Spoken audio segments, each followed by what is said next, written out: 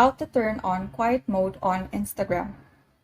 So first is to make sure that your Instagram application has been updated to its latest version. So to do this, just head over to Play Store or App Store and search for Instagram.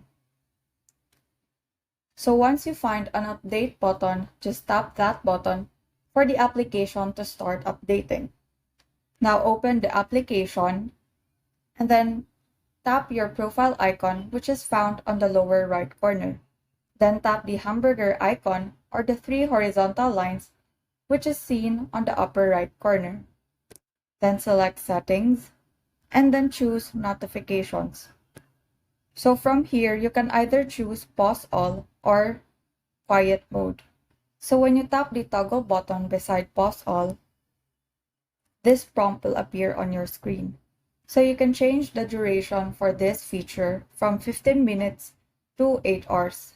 So when you enable the Pause All feature, you won't be receiving any notifications when you're not in Instagram, but will be visible once you've opened the app again.